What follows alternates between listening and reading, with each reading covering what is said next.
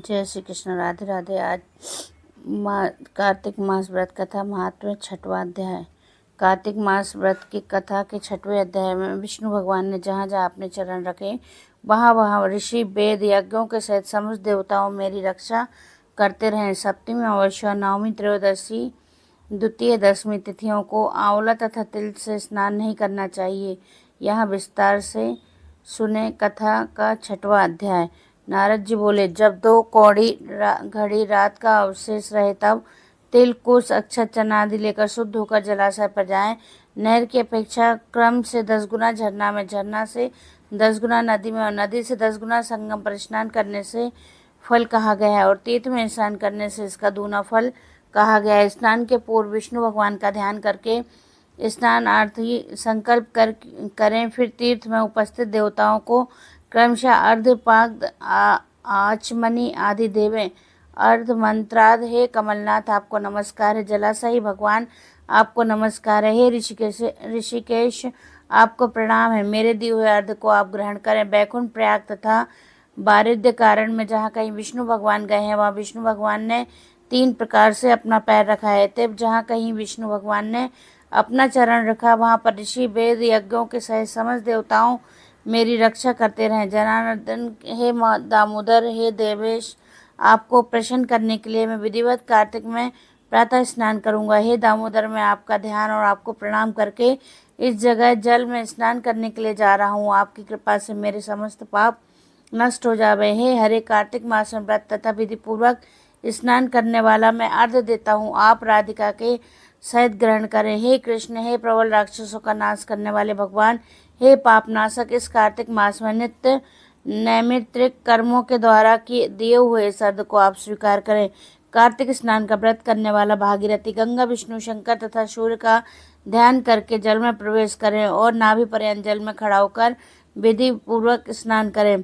गृहस्थ तेल और आंवला का चूर्ण लगाकर, विधवा स्त्री तथा यति तुलसी के मूल की मृतिका लगाकर स्नान करें। सप्तमी अमावस्या, नवमी, त्रयोदशी, द्वितीय, दशमी, तृतीय को आंवला तथा तिल से स्नान न करना चाहिए तथा मल स्नान करके पुनः मंत्र स्नान करें। स्त्री और शूद्र वैदिक मंत्रों से स्नान करें, उन्हें पौराणिक स्नान करना चाहिए।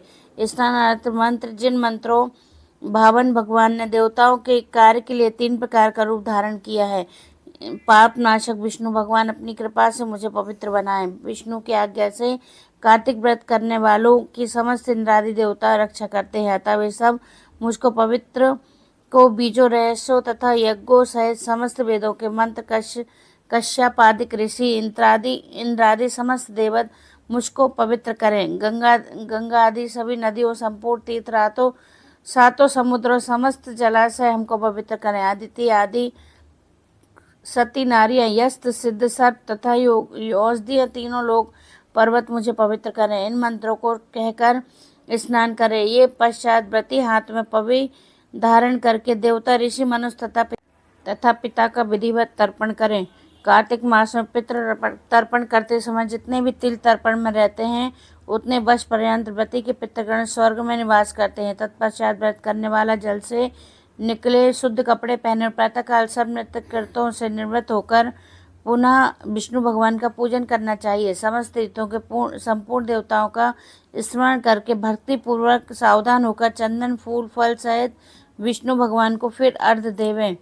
अर्ध मंत्र का अर्ध नियम से पवित्र कार्तिक मास से मैंने स्नान किया है। हे विष्णु भगवान, राधा के साथ आप मेरे दिए अर्घ को ग्रहण करें। तब चंदन, फूल और तांबूल आदि उससे वेद के पारंगत ब्राह्मणों का श्रद्धापूर्वक पूजन और बारंबार साष्टांग प्रणाम है। ब्राह्मणों के दाहिने पैर में तीर्थ रहते हैं, मुख में वेद और समस्त अंगों में देवतागण निवास करते हैं। ब्राह्मणों की पूजा करने से उन सभी की पूजा हो जाती है। इस भूतल में विष्णु भगवान गुप्त रूप से ब्राह्मण के रूप में निवास करते हैं। अपने कल्याण की कामना रखने वाले लोग इसका न अपमान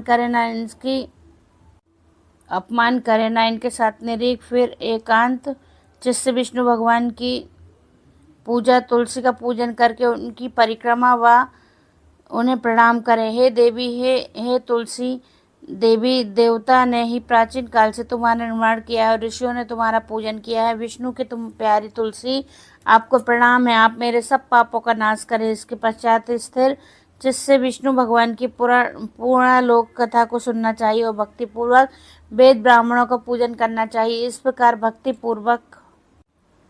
पूर्वक जो लोक पूर्वक विधान से कृत्य करता है उसे विष्णु लोक प्राप्त होता है। समस्त रोगों तथा पापों को नष्ट करने वाला, मनुष्य को श्रेष्ठ बुद्धि देने वाला, पुत्र धनारी का साधन, मुक्ति दायक कार्तिक के व्रत के अतिरिक्त कोई उत्तम व्रत इस संसार में नहीं है। जय श्री कृष्ण। राधे राधे।